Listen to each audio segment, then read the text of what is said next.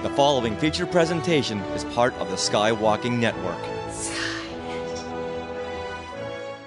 This is what you can look forward to on episode 406 of SKYwalking Through Neverland. So tell us all about this new album and how soft do these villains get? As soon as I start recording that, I thought, oh boy, Richard and Sarah are not going to like this one. You have a fun mix of film themes and actual Disney parks themes. Of all these voice actors, which one of them owes me $10? I mean, that works. I would go to the theater saying, I would like one ticket for How Edgar the Butler Tried to Murder the Duchess and Her Kittens, please. And this is a kid's film. Keep that in mind. Are you ready? Off to Neverland. Here we go. A long time ago, in a galaxy far, far away. To all who come to this happy place, welcome. Disneyland is your land. When I first made Star Wars, everybody in Hollywood said, well, this is a movie Disney should have made. You're more than just fans. You're family. Best day ever! Secrets lab. It's about family, and that's what's so powerful about it. Hey. When you use a bird to write with, it's called tweeting. When we visit the world of Disney, we never grow old. It's a Peter Pan, Never Land that keeps us young in heart. This is Jedi Master Obi-Wan Kenobi, and you are skywalking through Neverland. I have a good feeling about this. Hey, Skywalkers! We've got a very big show this week, and we guarantee that no cats, kittens, bloodhounds, geese, or mice were harmed in the making of this podcast episode. We just can't say the same for murderous butlers. With that said, we want to welcome you once again to SKYwalking Through Neverland. I am Richard Woloski. Now, everyone, please say hello to my sweetie wife, Sarah, who loves drawing Dianogas. Oh my gosh, Dianogas are so much fun to draw. I love it. But you didn't expect that, did you? No, but they really are. The little neck, it goes bloop, and then you make the little eye, it goes bloop, and it's looking. You can have it look anywhere. That's really fun. I love them. Richard's getting a Dianoga. Not just any Dianogas. Sarah is drawing this particular Dianoga, the one that we got from Disneyland. Yes. A while back. But now I'm making his neck longer. You know what? How does he? He's supposed to move. He's supposed to do something, but I forget. How does he do it? You gotta pinch. It's like in the back. Something. Hold on. Oh no, he's getting a tear back here. Oh no. Oh. Okay, hold on. I know we did it once. Oh. Okay, we've taken an unexpected tangent in the show. He's falling. Wait, what's this say? Okay. I don't know if this is the Dianoga you could get at the trading post. Yeah. You can get it at Duck and Dars. Yes. And you squeeze him and he does something. Like gives you a warm hug or. I'm not sure where you squeeze. All right. him. Anyway, This so this is the Dianoga that Sarah's has taken a liking to. So. Well, it's a good reference, yes. right? And when I draw, yes. Okay, but we made the neck bigger. Okay, when I draw him, he's a good reference to draw. I think this is the most we've ever talked about Dianogas on this show. Except when we showed him off the first time. Oh, that's very true. Okay, second time. All right, moving right along. Here, this is where you come in. Oh, this is where I come in. Oh, well, welcome, everyone. We are your enthusiastic podcast destination for the many decades of your Star Wars, Disney, and Marvel fandom. So imagine a big Wookiee hug and a sprinkle of pixie dust for our family of Skywalkers. Coming up on this episode, Tom Ameen joins us to tell about his new album, Even Villains Have a Soft Side, and that shows that villains aren't one-dimensional. Then we get into our discussion where we break down and review Disney's 1970 animated film, The Aristocats. So much fun. Now, we are being sponsored by Small World Vacations, and they are a diamond-level Disney vacation planner travel agency and can help you book your trip to a Disney park around the world, or on the Galactic Star Cruiser, or in the Mickey Mouse Penthouse Suite at the Disneyland Hotel. Look at our Instagram account. We do a whole tour of this beautiful suite. Really and cool. Best of all, guess what? This service is free of charge. So head over there to smallworldvacations.com for a no-obligation price quote and tell them Skywalking Through Neverland sent you. Now, we are recording this from Long Beach, California on February the 7th, 2023. So, Richard, what happened today in Star Wars history? Well, 30 years ago today, we welcomed Jet Lucas into the world. Now, he is the son of George Lucas, and he played a Jedi Padawan named Jet Zakasa in Attack of the Clones and Revenge of the Sith, where he met his demise at the wrong end of a clone trooper blaster. Yeah, well, you know, he provided a diversion for Bail Organa so he could escape, but didn't live to see the end of that day. I had seen him at a convention at a celebration where a big mass of people were walking around George Lucas, and he was there. And last time I'd seen Jet was in Revenge of the Sith, where he was like, 3.5 feet tall. Now he's like 6.5 feet tall. Wow. And standing right in front of George Lucas. I said very loudly, if that tall guy would move, we could see George. And someone said, that's Jet Lucas. Like, oh no. So I'm looking around like, hey, who said that? Come on, have some courtesy, would you? That's so funny. Oh my goodness. Wow. And then you and I kind of met him at Celebration Chicago at the 501st party, the big bash. Yeah. And they had that little VIP room, which somehow we were in. Right. And Jet was there with Ezra. Oh, okay. Yeah. Oh, okay. Are you talking about at the museum? Yes, at the museum. Oh, okay. Yeah, I don't remember too much about that night because I had a lot to drink. People were buying us drinks. Yes, they were. It was fun. Mm-hmm. All right. Well, are we ready? We are ready to hear about the softer side of evil with Tom Ameen.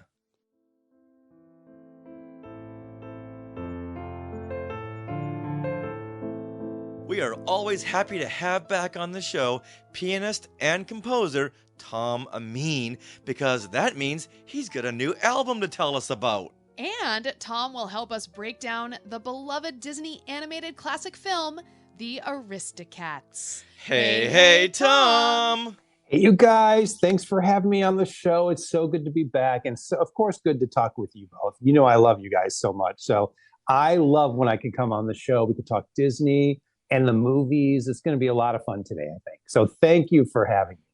Well, thank you for coming back. It's been almost a year since you were on the show. So you got to do more albums, Tom. I know, right? I just got to put more out there, right? Yeah, would you? An album every 10 months, just not enough. I'll work on that. Yeah, you were here when we broke down A Sword in the Stone. Yes. And you had just released your album, The Softer Side of Magic. But now you have a new album, Even Villains Have a Soft Side. And this comes out February the 7th. So tell us all about this new album and how soft do these villains get?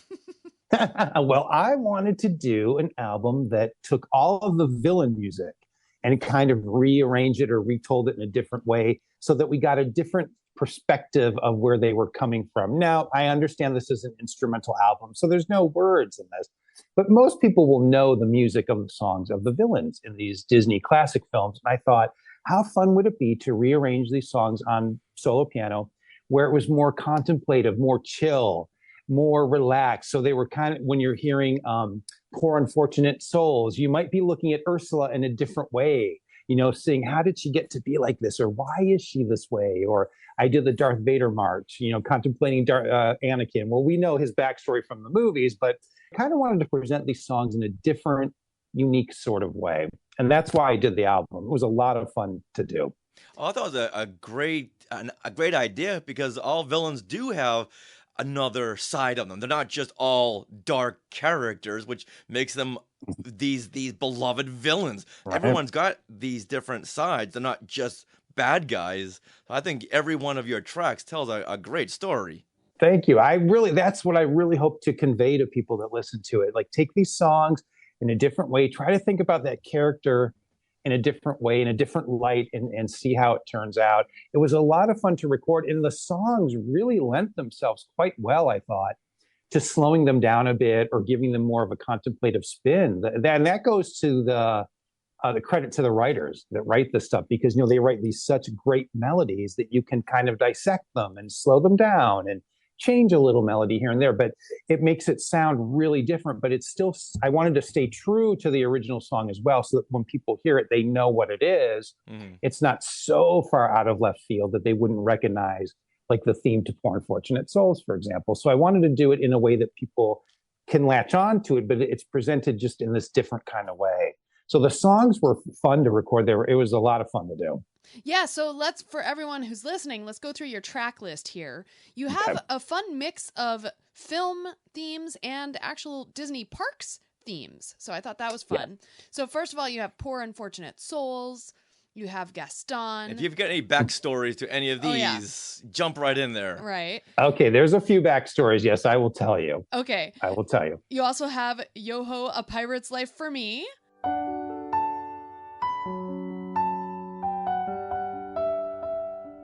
Yes. Now, that was the first song I actually recorded for the new album. That was the first idea I had. And I wanted to do that song in a really fun pop kind of way, but slow it down a bit, but make it really relaxed and fun, approachable, I guess. We all know the song Yo-Ho. If you've been to Disney World or Disneyland, we know from the Pirates of the Caribbean ride, the main theme that these pirates sing. But I thought, can I put them on a villains album? Like, they're kind of villainous, right? Like, I can kind of do this. And I wanted to make this song like really fun and pop. It's the only song on the album that I used a click track with, where you have a constant beat.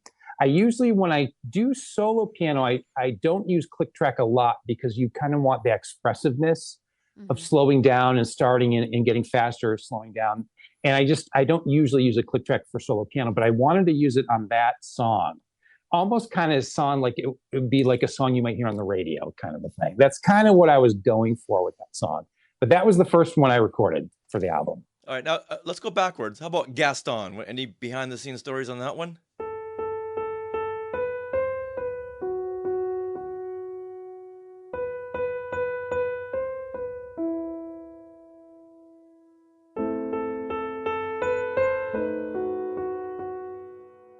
Gaston was just a lot of fun because I love Beauty and the Beast. It's such a classic, brilliant movie. The music's great.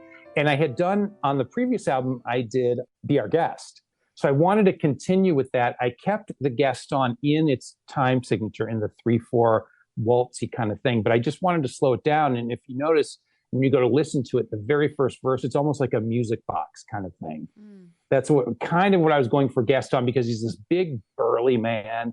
And I wanted to break that down a little bit, make him more subdued with the song. That's kind of what I was going after, but I had a blast recording Gaston. It was one of my favorites to record. And that one, I do have to say, it was hard to figure out what it was at first, because you're not expecting that, what is that called? Your music box melody. Like the music box little thing, right? Yeah. Now, in the beginning, I do start it out with just the melody on piano, just one note.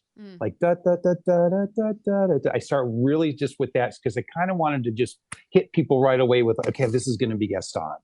Then it goes into that little music box part of it, and I thought, this is kind of cool, to kind of do it like this and bring it to a different level. And that's how I kind of came up with that arrangement. Yeah, nice. Sarah and I always play Name That Tune. I'll play a little bit, and Sarah's got to guess. And she always gets it within like 3 to 4 notes. Yeah. Yeah, the Imperial March, speaking of, was one you really changed up, because that's traditionally a march with, like you said, a click track, right? You have to be like on the beat. It's a very beat-driven song. And it's 4/4 time. And yet this is now, I believe, in 6/8 time you put it in?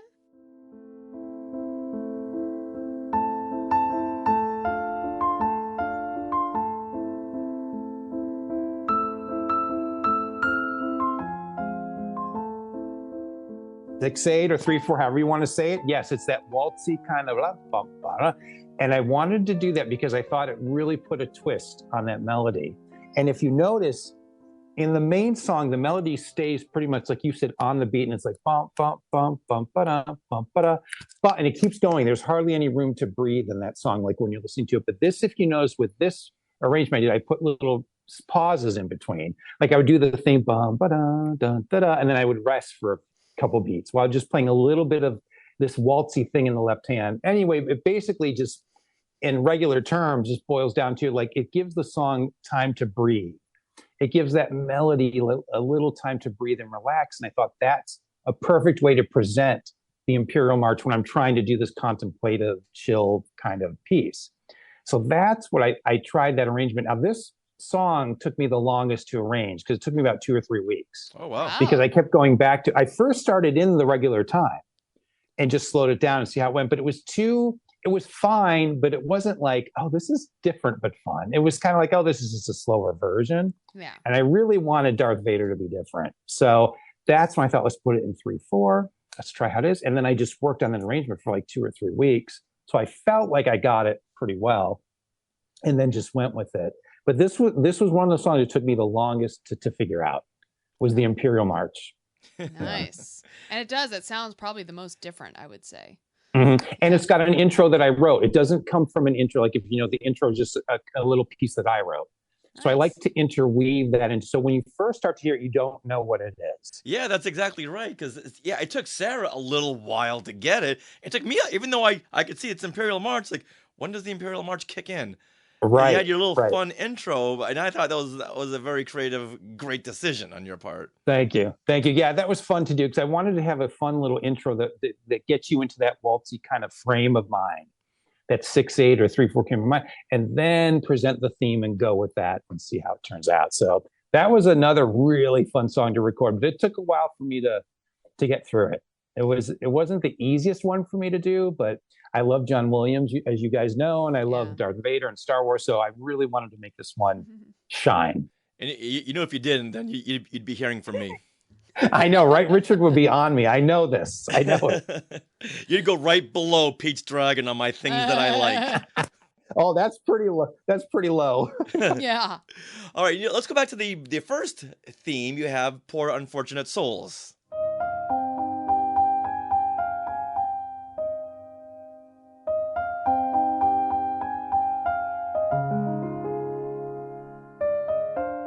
I love Little Mermaid. I loved Ursula's song, always have. I've never recorded it before. This was the first time. So I wanted to do just a slow, contemplative version that sounded nice, but was also just a little bit haunting. Just a little bit haunting. So that's kind of what I did with this arrangement. Start again with the intro is just a version of the refrain, da, da, da, da, da, da, and just repeat a few times. Then it goes into the track, and it's more ad lib in the beginning. It's not on a certain tempo.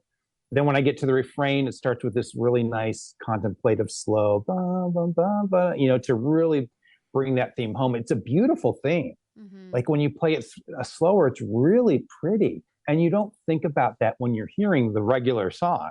Yeah. It's this big fun ballad, which is great. But when you slow it down, it really takes on this haunting, beautiful, really elegant melody, I thought, that Alan Menken wrote. And I had a really good time recording because it was so beautiful to play. I had a good time with it. But I like how that one turned out, too. I thought it turned out really well. That puts me in mind of It's a Small World After All. Like, that's a really, like, marchy theme. But then if you play it very slow with the words, it's like, oh wow, you have to really think about what's happening. Yeah. So that's a similar thing to Poor Unfortunate Souls there. And I think we talked about this before because Small World was originally written as a ballad, right? It was written as a slow song, then they sped it up.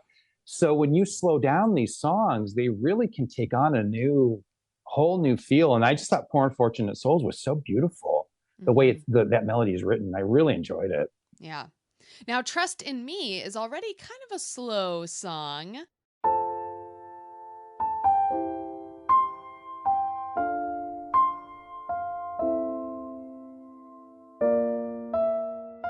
So what did you do to Tom Ameen-ize it? I loved how this turned out. This has to be one, because Jungle Book is fun and I like it, but it's not like I'm not passionate about that movie as I am with some of the other Disney movies. I know Jungle Book lovers might want to hate me for that. I mean, I love it. It's not that I don't like it, but it's not one of my favorites. But the music's been always so good from that movie. But I wanted to take Trust in Me because it's this little sly, snaky kind of song. And I wanted to turn it more into a ballad, like if you'd hear it on the radio, someone singing it. Like a ballad just builds and builds and like gets this really fun pop melody towards the end. That's kind of what I did with this one. And you notice in the very beginning, I do the melody like trust in me, and I put the accidentals that are in that piece in there. Then towards the middle, I got rid of those accidentals and played the melody a little bit more in a major kind of sound.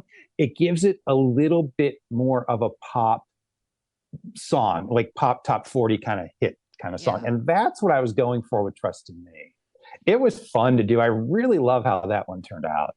Yeah, it definitely gave that vibe. Definitely. Yeah, because that pop vibe, you could tap your beat to bum. Like you could hear drums playing in the background and some strings. And that's kind of what I was going for. Little cymbals, maybe Celine Dion singing the refrain. I don't know, just some big power ballad at the end. I missed that part. You had Celine Dion on your album? Wow. I wish. But, she wishes. All right, next we have Be Prepared.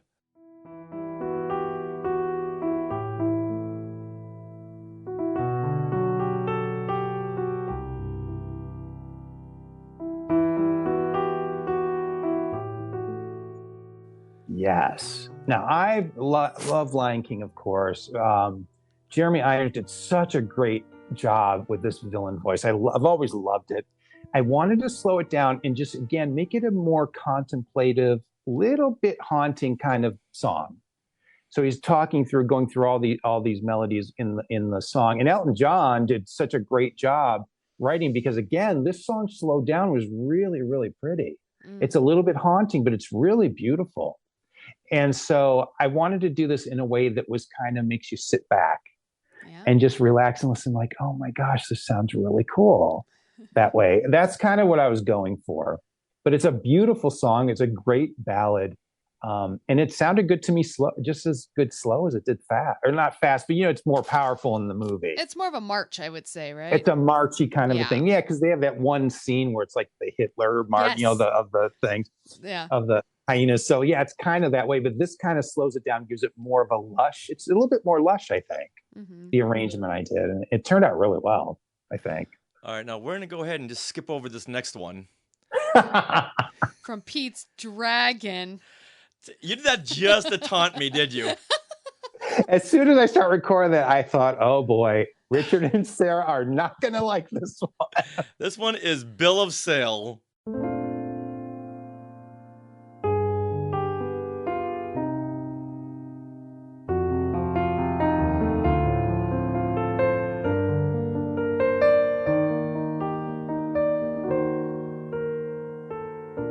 Is this in the remake or just in the original? This is in the original. Now, there's only two songs I was trying to do for Pete's Dragon. One was in the very beginning of the movie when the hillbillies are singing all the happiest home in the hill. That one. Let's kill the child, kill the child. Yes. Let's kill the child. Yeah. Put him on railroad tracks and tie him up and let the railroads go. Like the words are insane.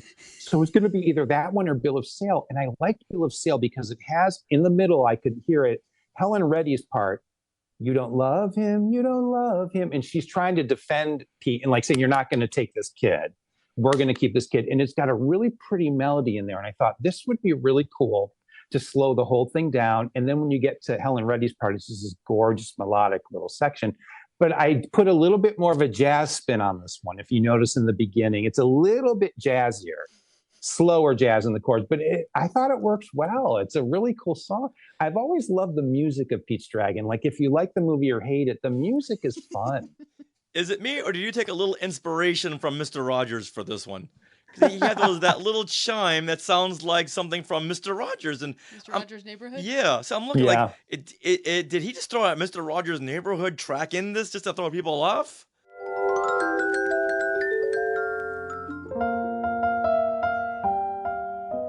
I did the little jazzy thing in the beginning, so you're never going to know it's from Pete's Dragon with that intro. It sounds like a normal little jazzy pop song. That's all it sounds like. But I thought the melody was really cool. It's got a little bit of accidentals here and there, so it's not your typical pop melody, but it's got a beautiful tone, I thought, and the middle part I thought flowed really well. And I thought this will sound really good. Mm-hmm. That's why I went with it. And not just to spite us. I got Not just to spite you guys. Not to spite you guys. I know. It felt like a little dig there, Tom. I got to be honest. All right, next up we have Hellfire. From Hunchback of Notre Dame. Yes. Now this one is like probably the furthest from a little piano melody that you could be, right?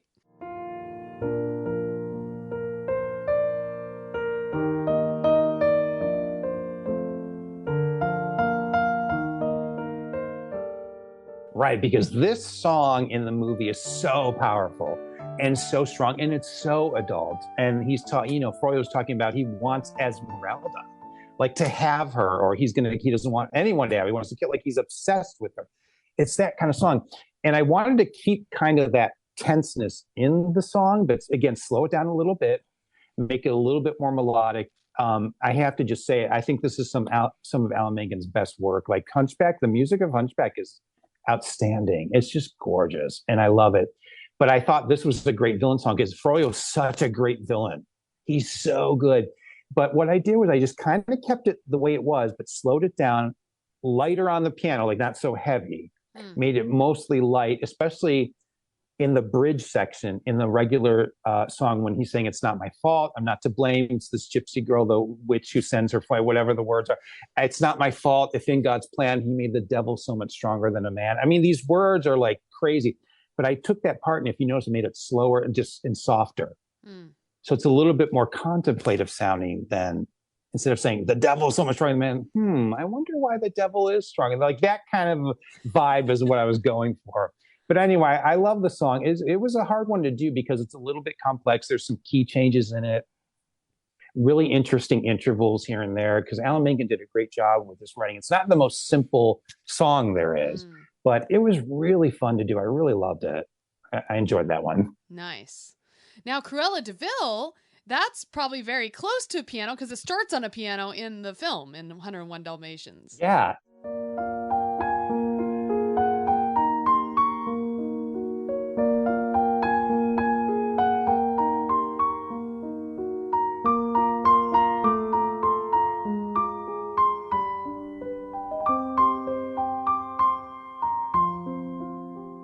So what did you do to make this your own? Yeah, if you notice on this one, I didn't really change the melody that much because you can't really, it's this 50s jazzy fun pop song, from the movie. So I kept all the accidentals for most of them, but I just slowed it down. If you notice the intro, I made a new intro so you can't tell what it is until the melody starts of the verse.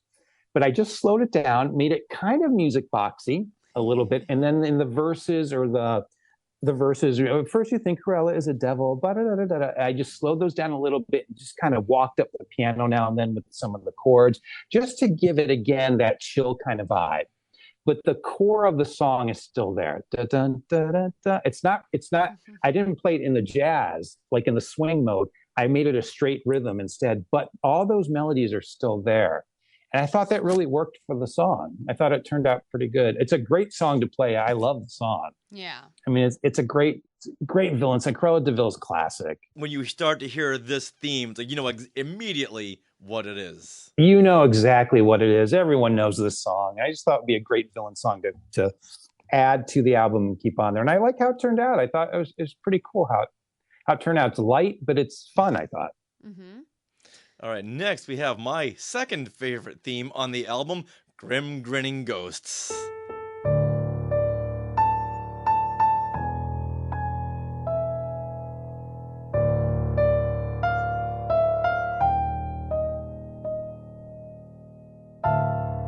Yes. Now here's the other Disney song from the theme parks.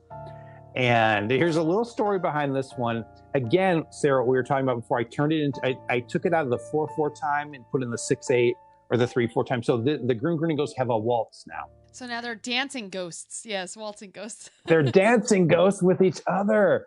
And if you notice in the middle, the song's in a minor key, but I switched it into a major key for the middle. So it's got a whole different sound right in the middle of the song. And it's a little bit more heavy. I played it a little bit heavier there, but it puts it in a major key, which completely changes the sound. Can you give us an example of that 4/4 versus 6/8? For those of us who don't speak music, what does that mean in using this as an example? Sure. When you're playing a song, most pop songs and things that you're going to hear on the radio are what we call in 4/4 time, which means there's 4 beats every measure. So you have to count 1, 2, 3, 4 every time. So you're counting 1, 2, 3, 4, 1, 2, 3 this whole time. 1. Darth Vader's march. 1, 2, 3, 4, 1, 2, 3, 4, 5, etc. 3/4 time is when you have 3 beats in a measure. So you're just counting 1, 2, 3, 1, 2. So it's much faster. 1, 2. No, It's it not, doesn't have to be doesn't have to be necessarily. faster, but it gives it a waltzy kind of like a wall, like a Vienna waltz. Right, Like okay. 1, 2, 3, 1. That will change what the melody sounds like when you change key signatures like that, time signatures. Mm-hmm. So that's what I mean by taking like a song in 4/4, which is Grim Grinning Ghosts, like 1, 2, 3, 4, 1, 2, 3, 4, 1, 2, 3, 4, 1, 2, 3, and going 1, 2, 3, 1, 2, 3, 1, 2, 5. It gives it a different feel. Yeah. And then to put it into a major key, to say instead of a minor key, to make it more happy and exciting was a lot of fun to do. I have one regret with the song, the way it turned out. I wish I listened to it and it's fine and I really like it. I wish I would have played it a little lighter. I really like looking back. Once it's mastered and sent off to the interwebs, like you can't change it. Once it's done. And so I listened to it the other day. I was like, you know what? I should have played this a little bit more quiet, like a little lighter in parts. But I love how it turned out. It's fine. I think people will really enjoy it. It's cool but that's my only regret of the whole album was like, maybe I should have played this a little bit lighter, but I think it turned out pretty cool. It's a great song. Yeah. That's what special editions are for. Exactly, right? But it's a great song. We all love the song. I mean, it brings me right to the Haunted Mansion and it's a lot of fun. Yeah. And then we come to my favorite track on the album, which is Mother Knows Best from Tangled. This is beautiful.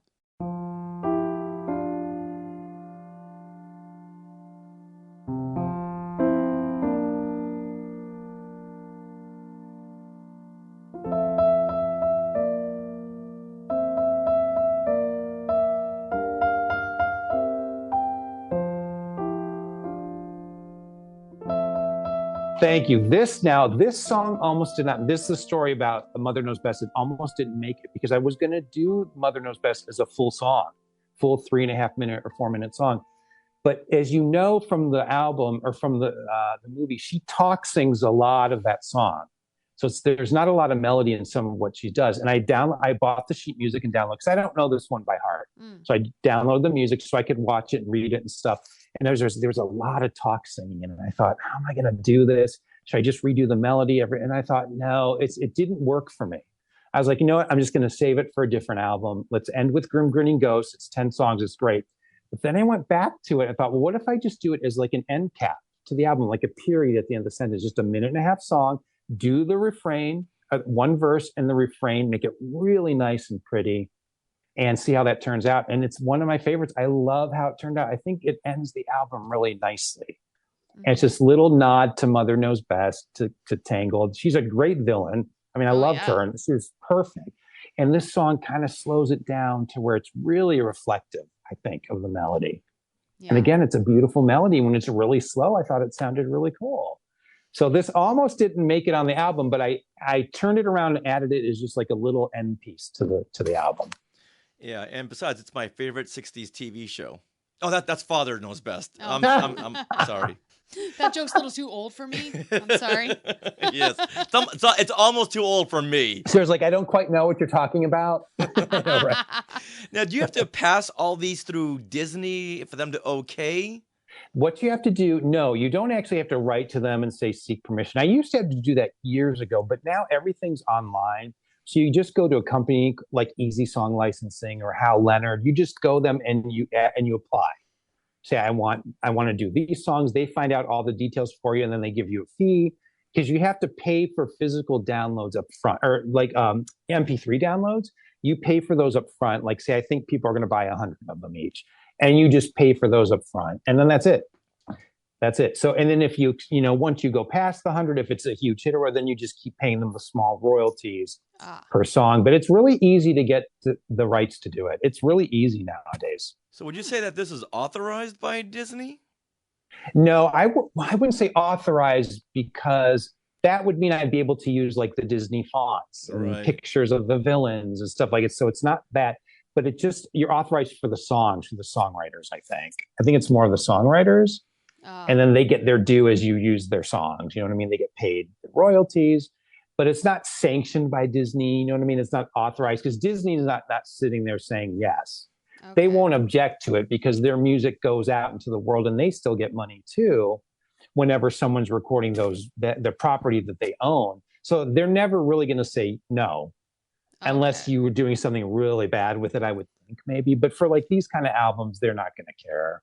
You know, they'll be okay with you doing it. So that's how you go about getting the clearances all online. Wow. Okay. Yeah. Now, I love in this album, you know, you have that mix of the Disney park attractions with your movie soundtrack songs. Like what made you decide to do that? Because I know there's like a ton of Disney villains in the films, but like why did you decide to incorporate the Disney parks attractions as well? I wanted to do some of the Disney parks because I always love recording those songs. And as you guys probably know, all of this, my recording with the Disney music started with the theme park rides, all of it way back like 10 years ago or 15 years ago. I started doing this with my first album. Like I did a compilation album or like the EP, whatever they call it these days, like a sample album. And it was 5 songs, but it was the Disney park stuff, you know, and I love Disney park theme music. And I thought, I would like to incorporate a couple Disney villain kind of theme park music into this because I think it's fun, especially for people that love Disney like we do. It's always fun to hear a theme park ride because it kind of brings you right back to that park or memories that you might have of visiting the park. And I like that as well. I love listening to music where that happens to me too. So I thought it'd be fun to have a couple of the Disney park theme rides in there as well to kind of interweave with the regular villain songs. So that's why I decided to do that. All right, I got an idea for your next album. Disneyland versus Disney World.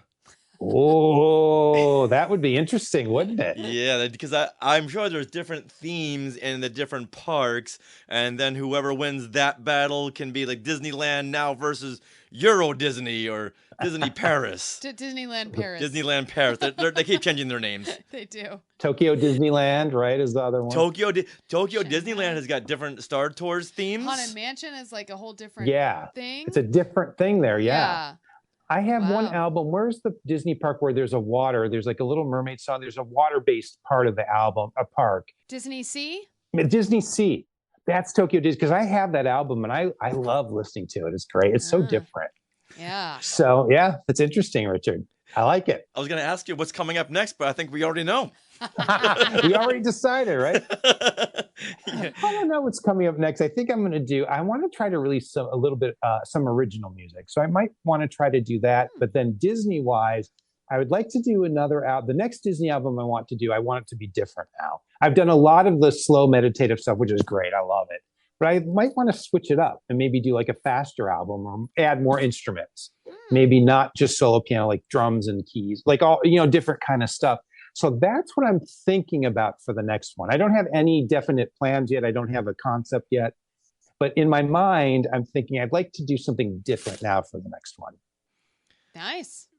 So then when is Ameen stock? Ameen stock. We got to plan that, right? We have Woodstock. Now we need Ameen stock. Exactly, right? We just need a big Tom Ameen blowout concert where people are dancing in mud, spending $20 on a bottle of water. We need that. With a slow piano, right? Yes. That'll go really well, won't it? All right, so where can we get Even Villains Have a Soft Side? It will be available starting February 7th everywhere. So it'll be on Amazon, Google Music, Apple iTunes, Apple Music, Spotify, Pandora. It'll be everywhere. So just look up my name. You can go to my website, tomameenmusic.com, and there'll be a link right on the first page there. Or just look up my name online. It will come up Tom Ameen on any of your like Spotify's or Amazon's, and it'll come up for sure. Yeah, we'll put a link in our show notes too. Yes. Cool. Definitely. Cool. All right. With that, are you ready to dive into the Aristocats?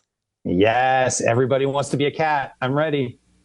Walt Disney Pictures presents a classic case of catnapping. They're gone. That's terrible. What's going to happen to us? The culprit is on the loose. He's the catnapper. The cats are on the run. Everybody out of here fast. But help is on the way. Charge!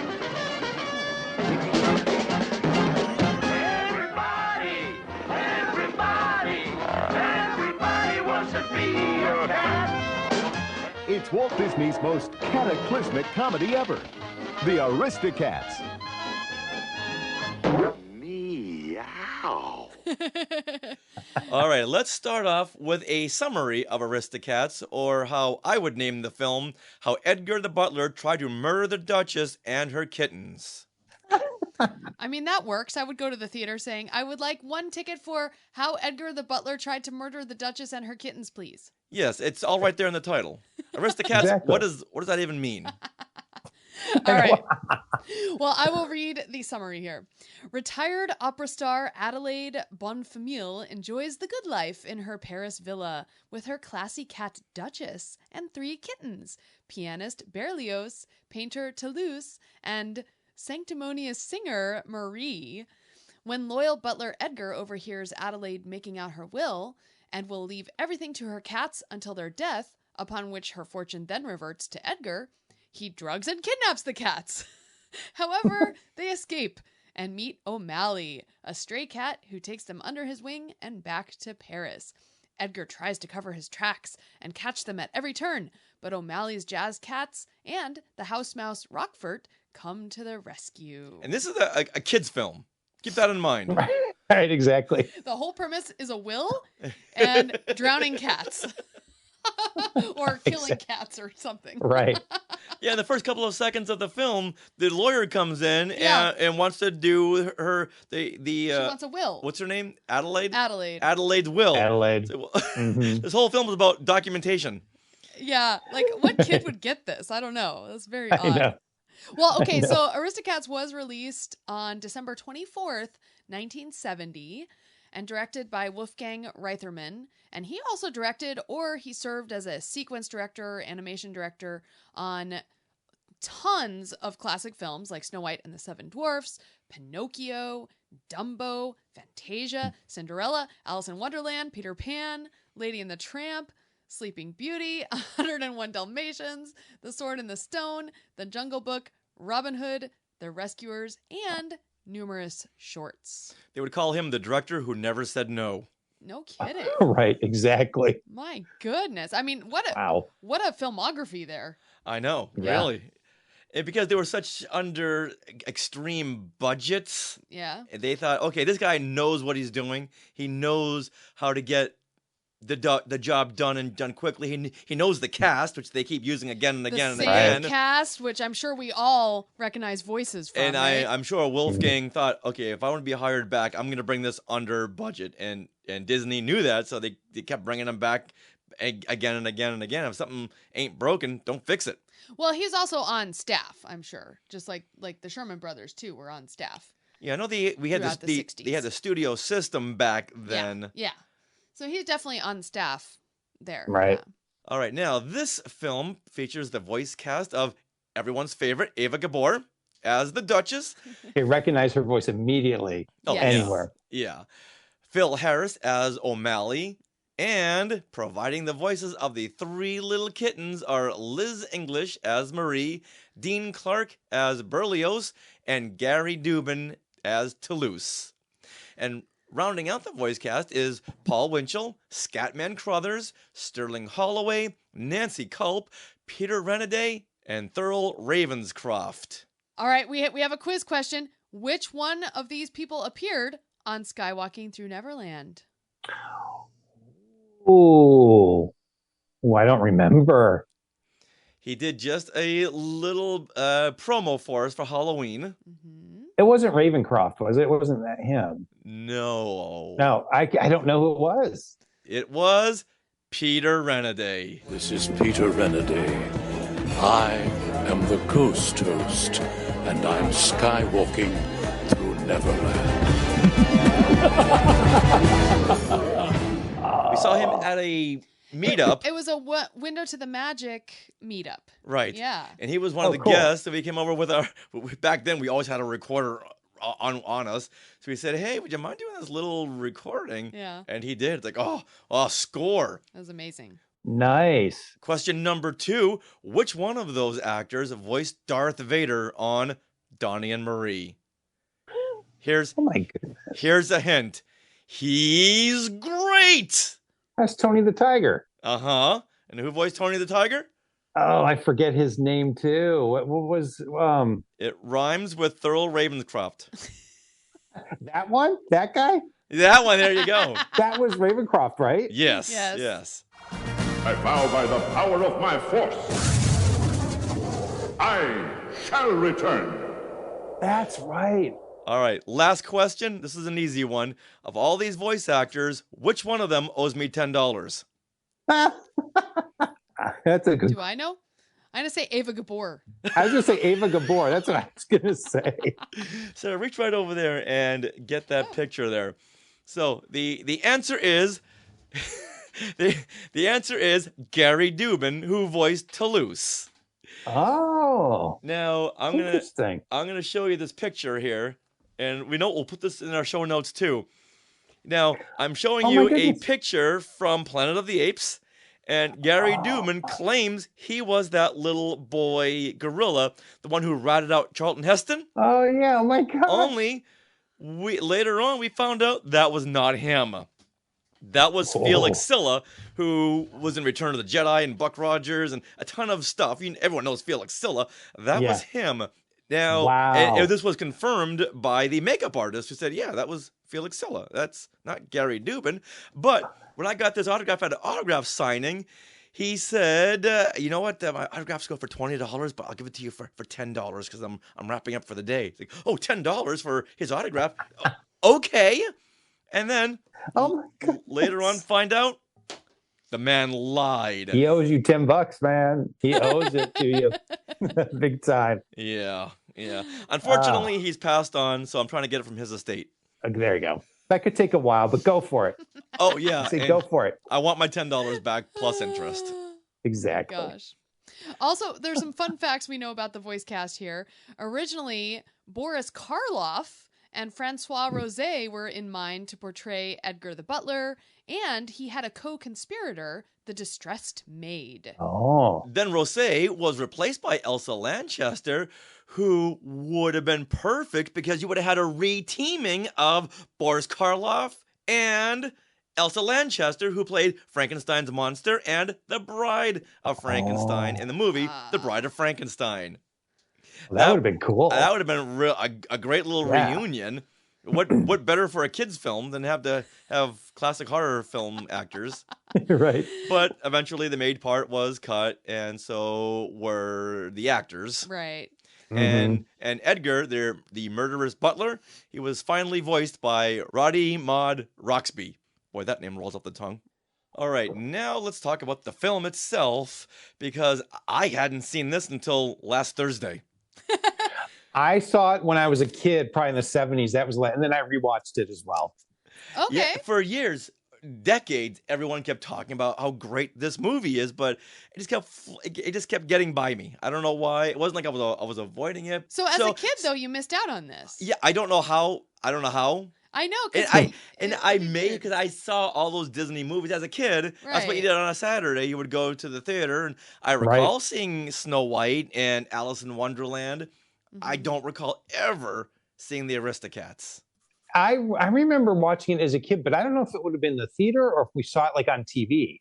Because if this came out in 1970, I was only 1 year old. So I of course I wouldn't remember that, but I remember watching this as a kid. So I'm wondering if we saw it maybe, 8 years later when I was 7 or 8, if it was a re-release or, sometimes they did play them on TV, The Wonderful World of Disney on Sunday nights or whatever. It might have been one of those, but I do remember watching this as a kid.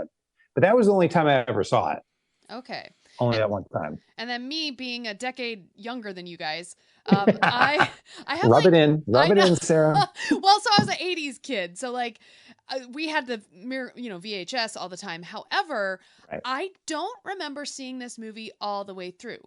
I remember scenes as a kid, like the scales and arpeggios and the everybody wants to be a cat numbers. So I think what I ended up seeing was a Disney sing-along song VHS tapes, and these were all released like in the 80s and 90s, and my best friend's mom like collected all of the Disney VHS clamshell, tapes. So I'm pretty sure that's how I saw these, but I don't remember ever seeing this movie all the way through. I had no idea of the plot when we watched it last week. I was like, oh, this is about a butler and killing I know, right? I know, exactly. What the heck? And all I remembered was like Marie singing her scales and arpeggios, and right. the little kittens playing on the piano. I'm texting my sister right now and asking her if we ever saw this when we were kids. Maybe because she's a little bit older than me. Maybe she has got more of she might remember a better memory of that.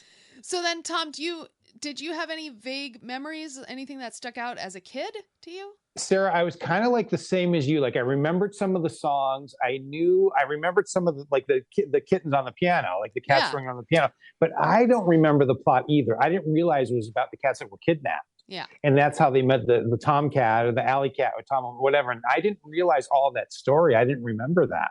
Okay. So I'm kind of in the same boat that you were. Okay, now, perfect. Watching some of these old Disney films, we find ourselves pausing it going, seriously? Who let this story point slide by? Like in Pinocchio with the whole Pleasure Island? Pleasure Island with the boys. Yeah. What is happening? And I mean, all of... What's the film we're ragging you about? Pete's Dragon. Pete's Dragon. That's just a mess. Oh, yeah. But this movie here, it took us a very long time to watch it because we just couldn't get past the fact that this Edgar the butler was trying to murder 3 adorable kittens and a very lovely cat, and he's drugging them. Yes. So my question to you is, what part of the film does not sit well with you, Tom? We want to find your moral compass. Well, I do have to say that part is disturbing because I'm a cat lover. Yeah. And I had a cat for 22 years, Bobby, who I love. So I'm a cat lover. I'm a cat and dog lover.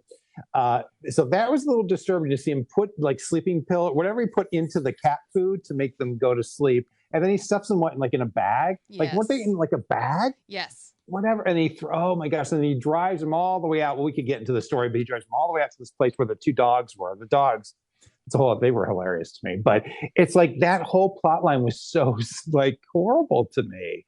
Mm-hmm. Yeah, I'm so against animal cruelty. So when I saw this, like I was like, okay, let's not do this episode. But also, it's a part of Disney history, so let's get through it. It is. But one thing that didn't sit well with me is the butler's being kind of stupid because he hears that the Duchess is going to make her will out to the cats, and then he's going to be the beneficiary after they're gone. But he doesn't wait until she dies before he kills the cats, in which case she could have changed her will and everything, it could have just been changed. So it's like, how stupid are you? But I guess they had to get it moving. Well, how stupid is she to say all this when she knows that intercom system was just a horn and a pipe? Don't you think Edgar's going to hear this? Right. That's another point, too. Like maybe she wondered, maybe I should do this more privately where no one's hearing what I'm saying to the lawyer. Uh-huh. That's so bad. Yeah. And, oh, my goodness. Aside from all this animal cruelty subplots, the fact that the Uncle Waldo, the geese's Uncle Waldo was a drunk. And back in the 70s, having a drunken character was always a source for mirth and merriment. Pete's Dragon. Oh, I know. It was crazy. Why does Pete's Dragon keep always coming up with you, Tom? I know. It's my goal for you to love it. That's what it is. Like I want you to bring you over to the dark side of Pete's Dragon. And then kids now are watching this thinking, okay, if I see someone who's drunk out of their mind, that's just going to be funny. Well, I think it's funny. No, there's repercussions. What if this goose got behind a wheel and killed a whole family of raccoons? That's when the fun stops. It's so wild to think what a different time that was, that would be acceptable to put that in the child's cartoon. You know what I mean? Like a drunk goose or whatever that was, oh my gosh, it was crazy. Every movie or TV show always had to have that drunken character. You see the Andy Griffith Show? It was like comic relief. Like that's what it was. That was one of the things for comic relief then, I guess, Or the cigar smoking too. Yeah, a lot of that. And it really a is lot of interesting that. because now on Disney Plus, you go to play some of these movies, and there's that little preamble right before that said, "And this was in a time when when this was alcoholism acceptable." and secondhand smoke was just nothing but a barrel of laughs. So please be aware. Yeah. Which I'm kind of glad though they do that instead of editing. Because I hate censorship in editing. You know what I mean? I just don't like it. It's like I'd rather that have them do that. You know what I mean? At least so we know. And it's a sign of the times. Right. It was just what it was then. We don't agree with this now. Right. You know, we believe in diversity. Like whatever. I know exactly that preamble they said, but I'm glad that they do that. I think that's good. Yeah, you're right. Don't edit it. Just give us a little warning, so millions of angry parents aren't calling into Disney Plus. Right, exactly. All right, now what was your favorite song, Tom? I have to say, I love Everybody Wants to Be a Cat.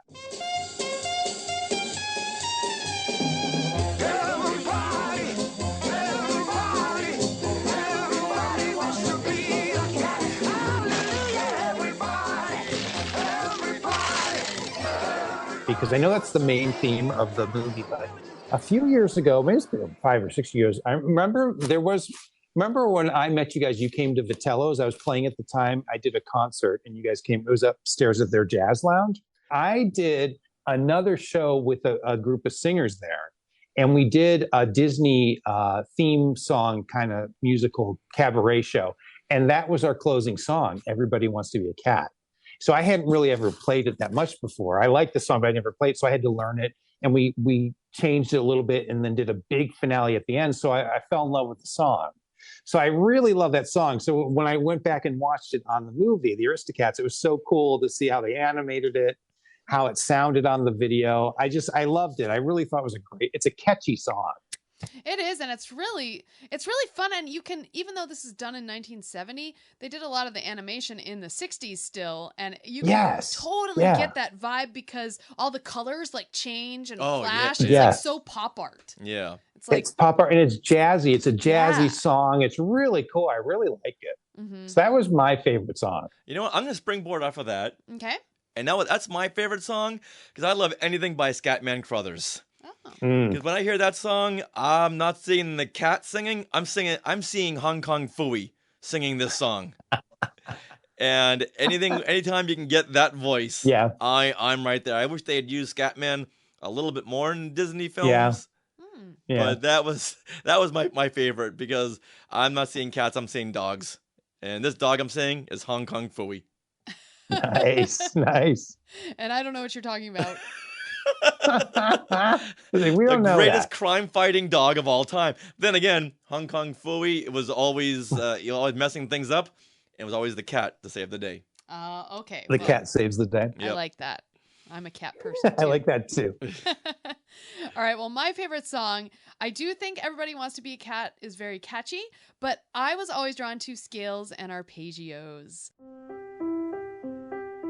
Do me so do so me do. Every truly cultured music student knows you must learn your scales and your arpeggios.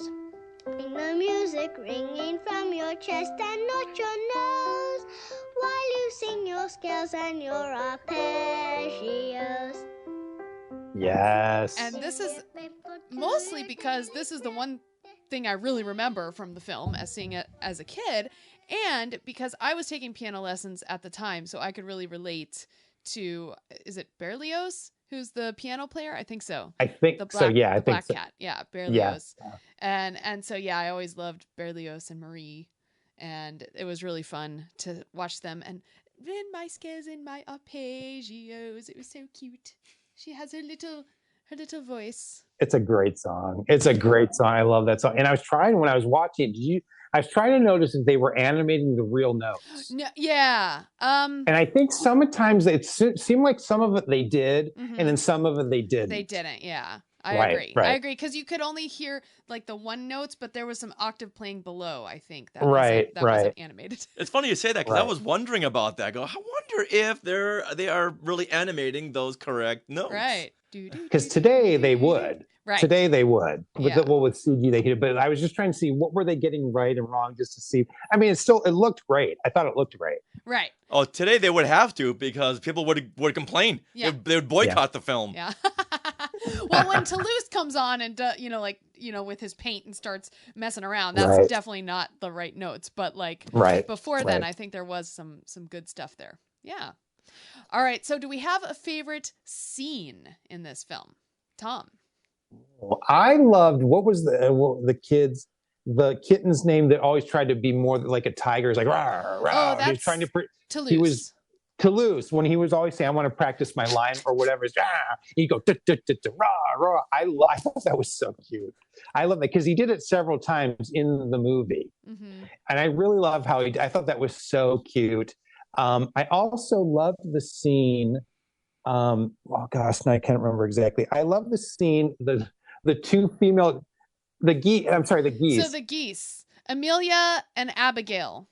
When they're in the pond and then they're trying to save the cat from drowning and they're so nonchalant, like, oh, whatever, we'll get you. And the guy drowning, like they beg down to pick him up. Like the whole scene I thought was funny. I thought it was funny. I thought the voiceovers and the animations on the geese were hysterical. The British, because they were British, Yes. right? They were visiting London, or they were visiting Paris. Paris, yeah. Countryside. So I thought that was funny. I like that scene. Well, I'm going to jump off that because that was actually my favorite scene. For some reason, those geese just really tickled me. And I just thought, Amelia and Abigail, they were out. They were little British ladies. It reminded me of my Pride and Prejudice, characters out in the countryside, Parisian countryside. And I especially, and when they're interacting with all the little kittens and stuff, like, oh, blah, blah, blah, blah, blah, blah, blah. But then at the end, when they started, oh, we can take you to Paris. And they started waddling away and all the little kittens did the little waddle walk. I thought that was so cute. Like, I just That was laughed. cute. I just was giggling that whole scene. I agree. For me, I'm more of a dog person than a cat or goose person.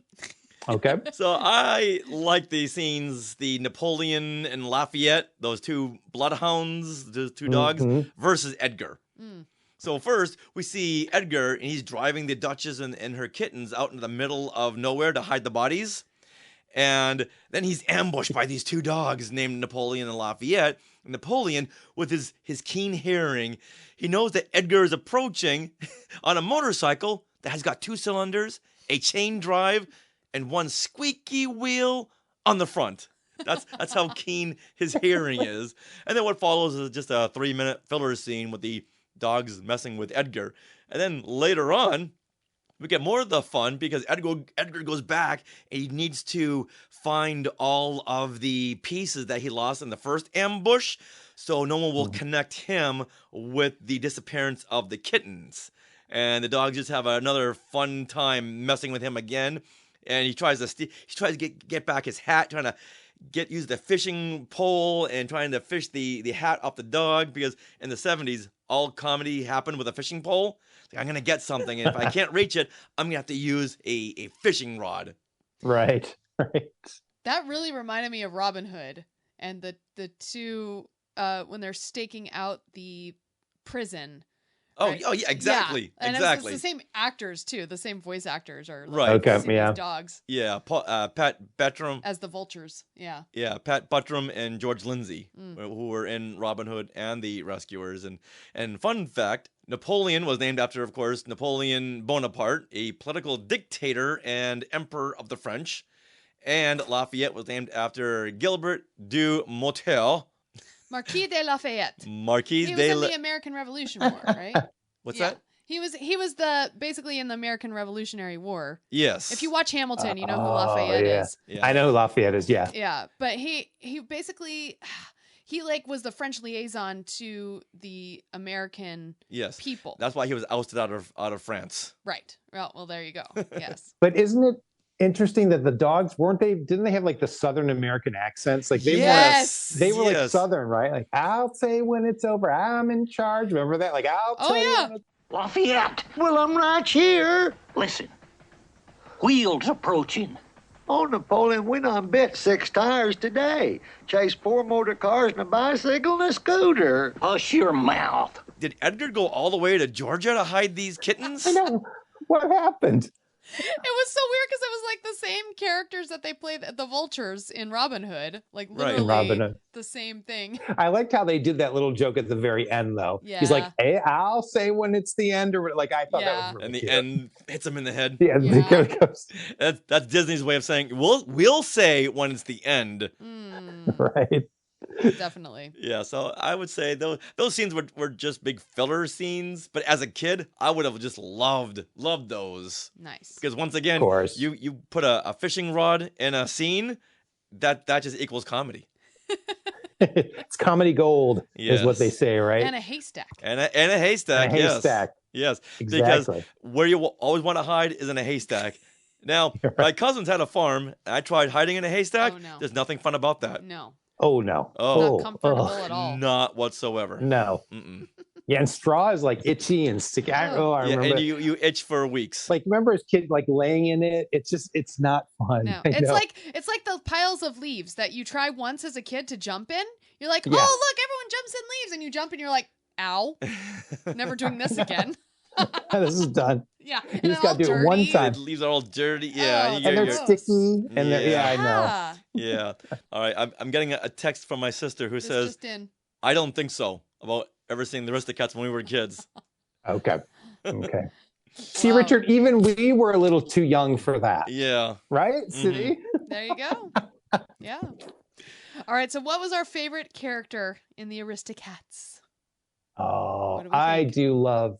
Gosh, it's hard to say because I love the geese. I just thought they were so funny. I know it's not like none of the main characters, but the British geese I thought were hilarious. I love that. I think for me that would be my favorite because they brought a lot of comical. Not that it was like a serious movie, but they were like a comical relief part of the movie. Definitely. I thought they were great. I love them. For me, I'm going to go with the most non-comical part of the whole film. That's the lawyer who just wants to get down to business. That's you. That's me. Just get down to business. Get your stuff. Get your life in gear. That's your favorite character. I love it. Get your S together. Yeah, I was trying to figure out a way to say that. Okay, and for me, my favorite character I would say is Berlioz, the pianist. I really just like, and I just love gray or black kitties, so I like that. However, I have a runner-up, and that is Duchess, because I love her animation. Like, I feel like she was the most graceful cat-like animation, and you can tell that the animators had studied an actual cat that was sitting there, like, grooming itself. Like, the scene, the meet cute with her and O'Malley cat, was so adorable, because she's just got those beautiful graceful cat lines on her. Like I look at cats and I'm always like, wow, it's so pretty. You know, like such a beautiful, like just, I don't know, the feline lines are so beautiful. And this was just portrayed perfectly with Duchess. And she's like licking her paws with her little tongue. And it's just so cute. So I just loved her animation. So in that way, she's my favorite animated character of the film. They captured her quite well. They did. They really did. She was beautifully animated because she's supposed to be a really beautiful white cat. Yeah. And you could tell they really wanted to portray that in this movie. You could tell when you look at that character on the screen, like they did her well. I think the animation would have thrown me off as a kid. It was it was kind of messy. Yes. Very messy and very low budget. I think even as a kid, I would have said, nah, I'll go back to watching HR Puff and stuff. This is not for me. Yeah, so the animation style, they did use the Xerox method. And in this one, you could really tell. Now, this is when the animators, they animate the characters. And then traditionally, they would hand them off to the ink and paint department where they would have the tracing the lines and the paint, it would be painted in and all this stuff. But when Xerox was invented, the very first film they used the Xerox method for would be 101 Dalmatians. So if you look at that animation, the black line art does look a little messy. And for that film, it really works because it's got this 60s vibe. But for this one, because you're supposed to be in this upper class Parisian place, I don't think it worked as well.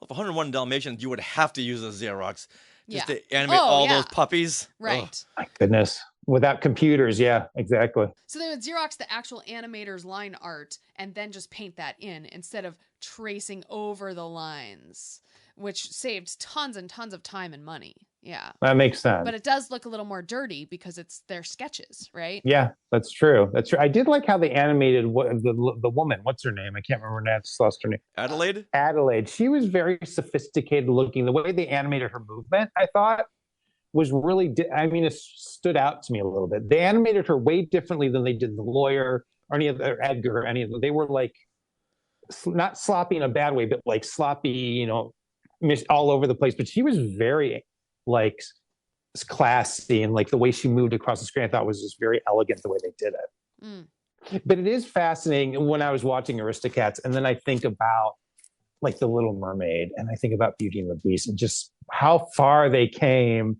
Because Beauty and the Beast, when you watch it, to me to this day, it's still breathtaking to watch. It's gorgeous.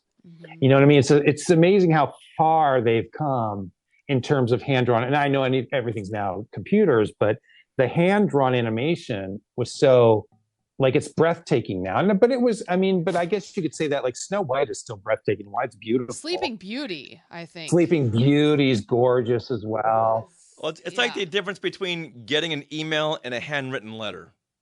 One is just more personal. Maybe that's what it is. Yeah, maybe that's what it is. But Tangled.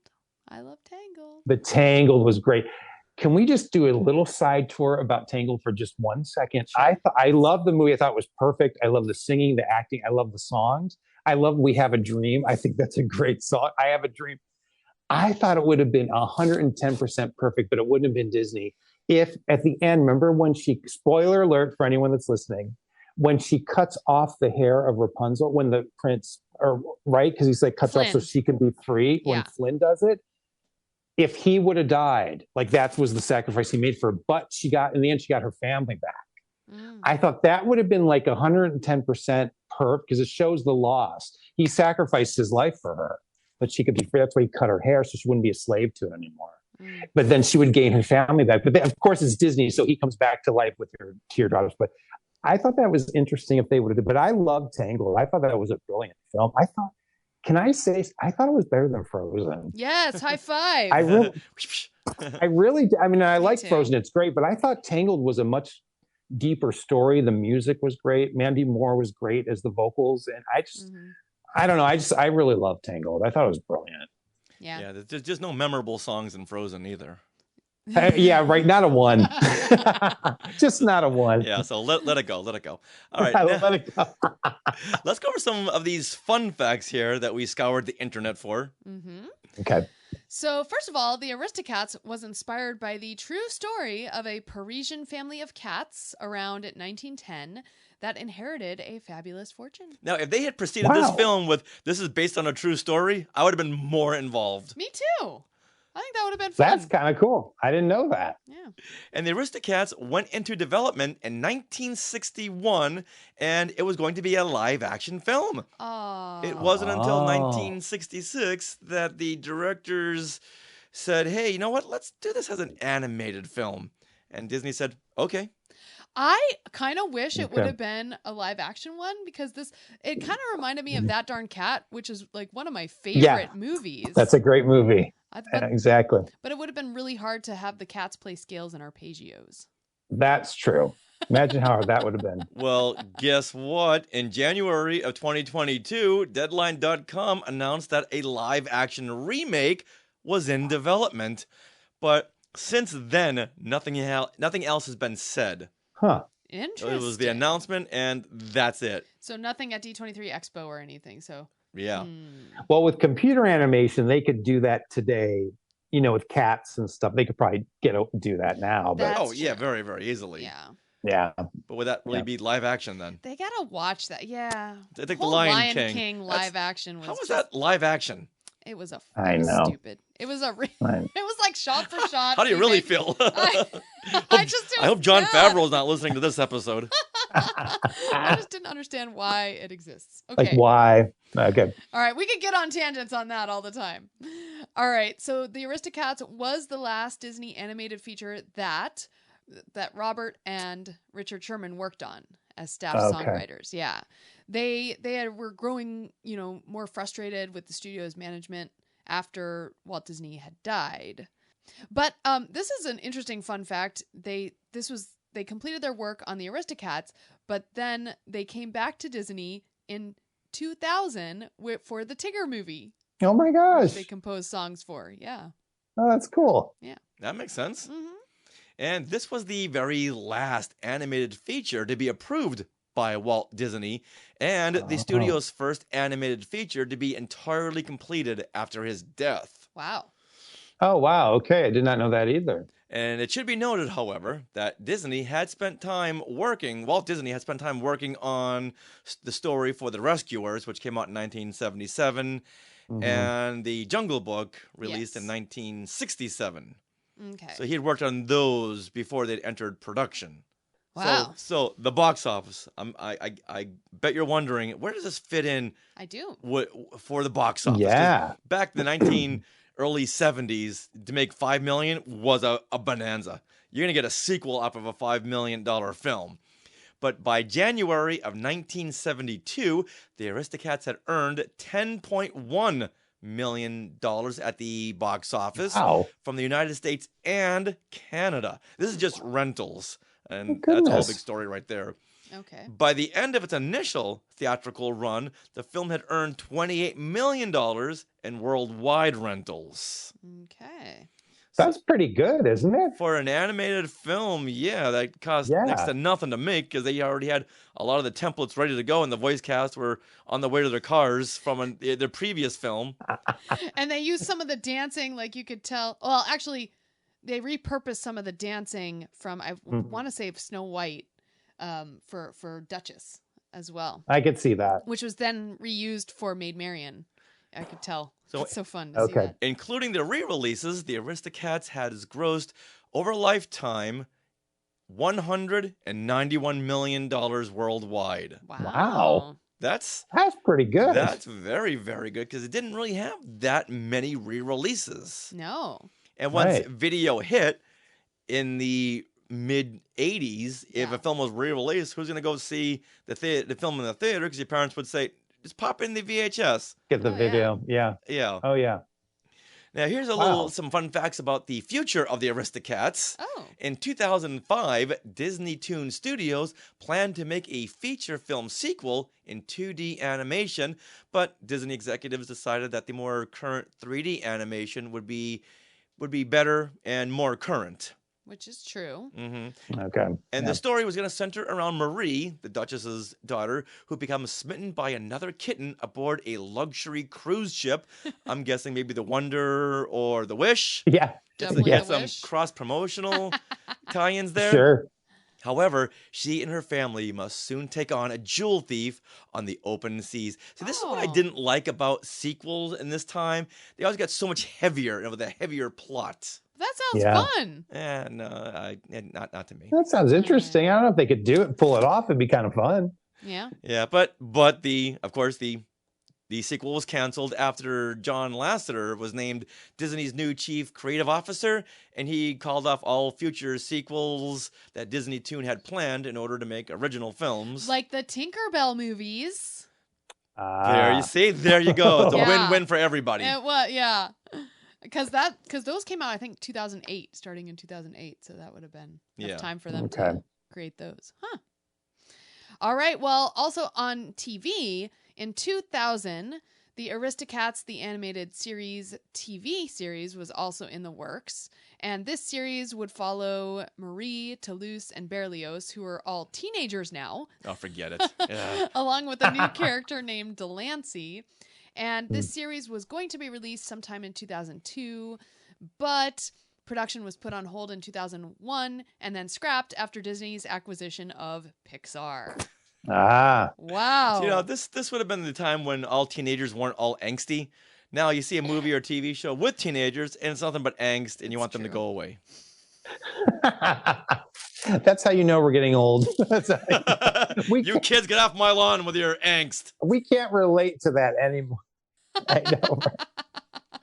So exactly. after all this, Tom, where does the Aristocats fit in with your favorite Disney film classics? And it better go above Pete's Dragon. Oh my God! Now I feel the pressure. I hate to say this, Richard, but it does not go above Pete's Dragon. All right, we're done. Me. We're out. We're out. We're done. We're out of here. We're out of here. But I have to say, and thank you to Tom Ameen's last appearance on SKYwalking through Neverland. I have to say, I really did enjoy the film. Like, I really enjoyed watching it. I loved the music, and that was great.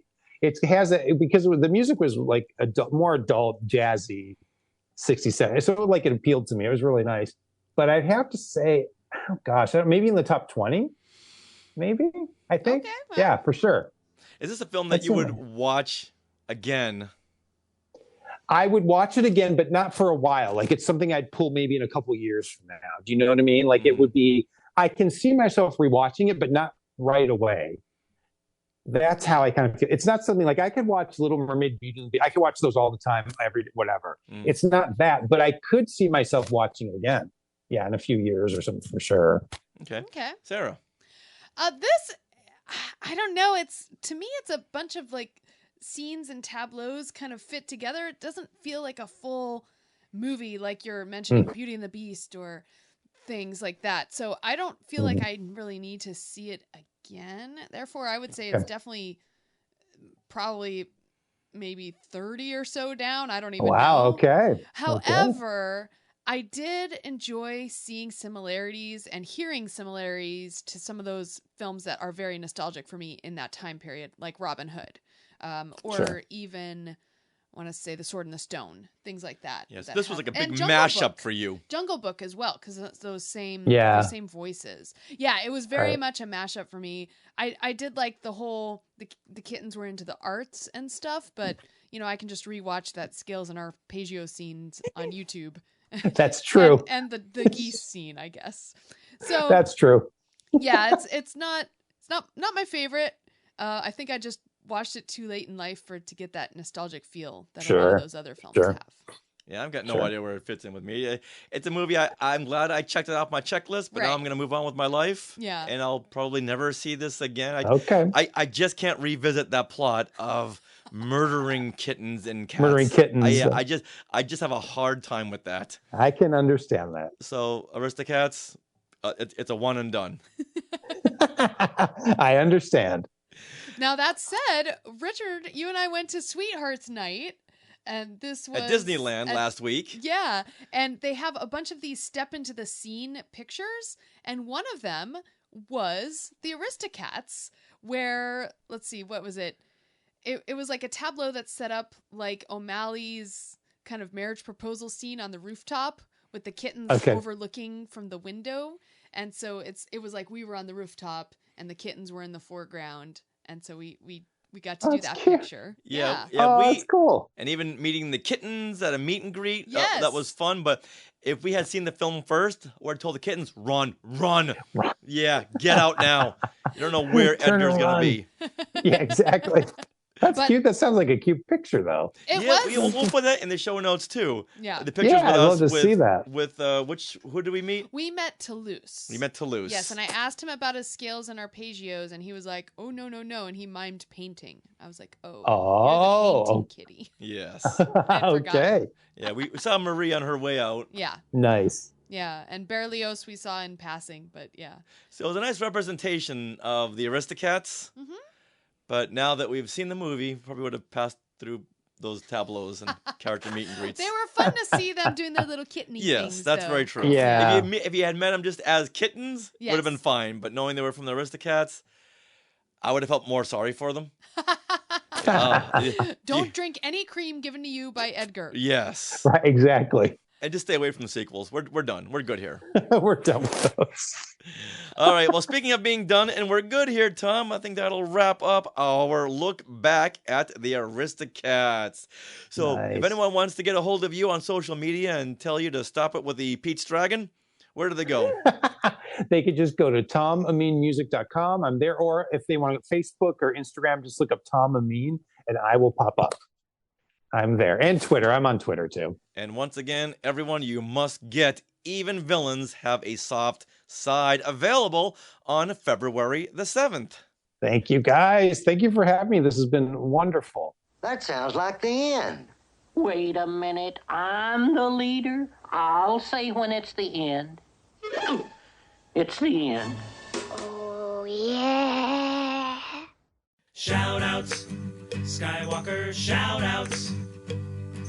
Which Skywalkers get props from here in Neverland? Who was tweeted out? Shout-out. Who was photobombed? Shout-out. Who was shared a post? Shout-out. So that was our breakdown with Tom Ameen on the Aristocats. And of course, we always want to hear from you Skywalkers. So we put out a post telling you, or asking you rather, to give us your opinions and your thoughts and your feelings on the Aristocats. So who do we have up first? Well, we have Courtney Turkel, who is saying, although Aristocats is not my favorite 1970s animated film, I absolutely love the songs that came from this movie. From Thomas O'Malley to Scales and Arpeggios to Everybody Wants to Be a Cat. They are some of the biggest and also most underrated songs in the Disney songbook. Plus, Edgar is a most nefarious villain trying to kill kittens just because they are getting all the money and he isn't. Yes. And once again, this is a children's film. All right, next up we have Teresa Delgado. Now, Teresa loves the Aristocats, and she really wanted to share a comment. So here it is. Aristocats is one of my absolute favorite Disney films of all time. Every character is just so perfect. I view myself as Toulouse, or maybe Berlioz. Sarah can decide. There are so many amazing lines in this movie. Bumper shoot, little cricket bugs, Betty by basket, and so many other things. Can you walk like a goose? I can. I can try. I think that would be fun. And she goes on to say, Roquefort is my favorite side character, although Napoleon and Lafayette are amazing too. I have no idea what makes it so perfect to me other than it hits all the right notes. The music, the colors, the characters, just everything. Okay, I want to go watch it now.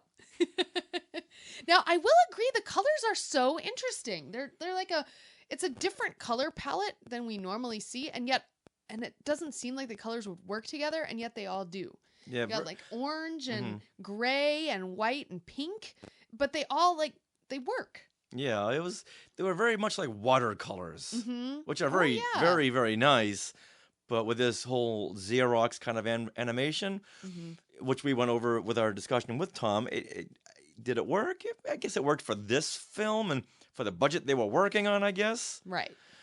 But I'm glad that they moved upward and onwards from that style. Yeah. Okay, and... Wait, hold on. Oh, yes. Kelly wants to say in the Sky Chat, I love Tom's albums. They are so good. Well, his new album, Even Villains Have a Soft Side, comes out today. It's available right now. Right now. So you can go to any music player and search Tom Ameen, and it'll pop right up. And the fun thing, playing Tom's records, his albums, you get the chance to do the whole name that tune. Ooh, yeah. That's always fun. Yeah. He has his own special twist onto each and every theme. So don't look at the track names, but try to guess what they are. All right. We have 2 more comments. You ready? Okay, so Justin Smith says, I remember getting the Scat Cat as a Happy Meal toy at McDonald's. When was that? Oh, back in the 90s or 80s, I'm sure. Oh, okay. Probably 80s. Did they have a whole Aristocats promotion? I'm sure they did. Or was it just one of many Disney characters you could get with a Happy Meal? So I remember that Happy Meal toys, they did do promotions from time to time. I have my Bambi characters from that. So they did like random Happy Meals in the 80s based on Disney, probably re-release of the films. So yeah, definitely. And then Meredith Duckworth, we're going to round out with her comment here. Ladies don't start fights, but they can finish them. Marie said that. Yes, she did. When her brothers were fighting? Uh-huh. I love that. Is that true? Oh, yes. It's true. Well, that wraps up episode 406 of Skywalking Through Neverland. We want to thank Tom Ameen and all of you Skywalkers who have contributed to this show and told us what you thought of the Aristocats. And we want to thank everyone who's and commenting on our Instagram page, our YouTube videos, the Rebel Spy Reject, on the posts on the shows, on our Facebook groups and pages. Everything you do, it all matters. Are you interested in our book, Today in Star Wars History? Well, you can head to skywalkingthroughneverland.com/book and buy autographed copies of Part 1 and Part 2. And Richard, you and I are now working on another companion journal. Which you've been sharing on social media. Yes, I've been working on the cover, and I've been sharing as I go along because people really like to see the process. I know I always like to see the process of artists, so it's really cool, and it always tickles me when artists themselves comment on my post. I was like, oh my gosh. That's validation. It was very cool. So thank you, everybody who's commented. And we're expecting to have this done by WonderCon at the end of March. Yes. We better get a step on it. Yes. We'd also like to thank our sponsor, Small World Vacations, for their support. Are you thinking of a trip to Disney parks? Well, you can fill out a Get a Quote form at smallworldvacations.com today. Their vacation planning service is free of charge. So check it out and tell them that Skywalking Through Neverland sent you. Now, do you want to support Skywalking Through Neverland? I do. Well, good, because you can consider supporting us through the Skywalking Force, which is our Patreon. The Skywalking Force has access to bonus content in the form of our Zoom discussions on the latest Disney Plus shows. Right now, we're doing the Bad Batch, dissecting all of those shows and having a really fun conversation with them. And that bonus content begins at, get this, only $5 a month. So head over there to skywalkingforce.com and have a look at all of the options. And thank you, and thank you to those who are already part of the Skywalking Force. Now, we are part of the Skywalking Network. Everybody in the Sky Chat, you know what to do. Yeah, we even have some people in the Skywalking Network in the Sky Chat. Okay, ready? 1, 2, 3. Skynet. You can find other great shows like Talking Apes, The Max EFX Podcast, the Neverland Clubhouse, Totally Tell Me Everything, Star Warsologies, and the YouTube shows Collectopolis, and Today in Star Wars History.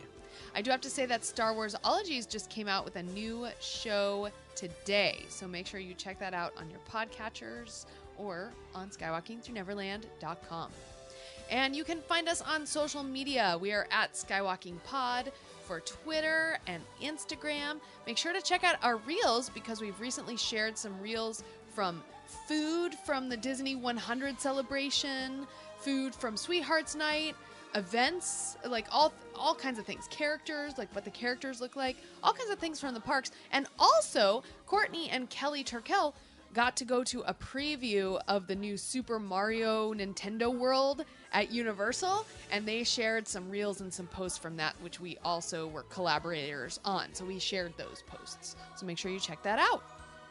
All right, you can also find us on Facebook. We are Skywalking Through Neverland. Just search that and join our group, like our page, and you can also email us, share@skywalkingthroughneverland.com.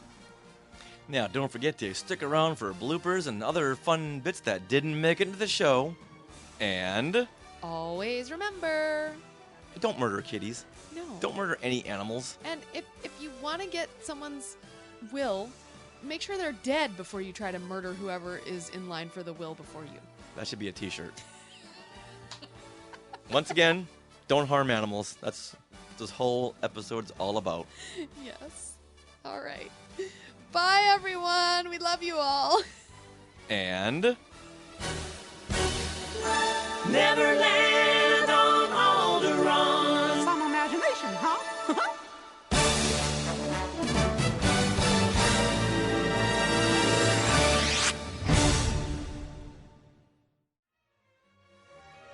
To our Skywalkers and Tweetwalkers, thanks for listening. Skywalking Through Neverland is created and produced by Richard and Sarah Woloski. Original music by Rob Dellinger. Creative consultant Mark Augushowitz. Technical advisor Peter Heitman. Facebook administrators Donald Wicks, Joey Pittman, and Norma Heitman. Skywalking Through Neverland is intended for entertainment and information purposes only. Any sounds, music, and clips played during this podcast are the property of their copyright holders. All original content is property of SKYwalking Through Neverland, all rights reserved. Sorry, had to be said. I have to tell you that one of my dreams, I told you guys, I might have told you this before, is to perform at the American Adventure Pavilion at Epcot. The stage there. Yeah. Or even in the Grand Californian Hotel. Oh. Yes, that would be cool. Definitely. Yeah, that place just screams for Tom Ameen. Mm-hmm. That would be amazing. That'd be perfect. Richard, get me in. Get me in, Richard. You know what? There's a little tiny velvet rope there blocking off the seat to the piano. Let me know when you want to go, and we'll bring some shears and just kind of take it off, or just unlock it. Yeah. And have you sit down. If management comes by, it's like, well, no, it's Tom Ameen. Come on, are you gonna kick him out? I'm not gonna kick him He's out. got all these Disney albums. Deal with it. There you go. I get it. He's grandfathered in. You were into 3D animation in the 70s when you were a kid? Yes, I was way ahead of my time. Like, wait, what? That's the last time I take my lead from films and TV and Charlie Brown. You see Charlie Brown. All the Peanuts characters jumping in a big pile of leaves, and the leaves just go everywhere, and there's nothing but laughter afterwards. Never jump in a pile of leaves with a wet sucker. Remember that Linus or whoever says that? Remember he has a sucker, and all the leaves are stuck to the sucker? The end. Bonk. Perfect. That was good. That was awesome.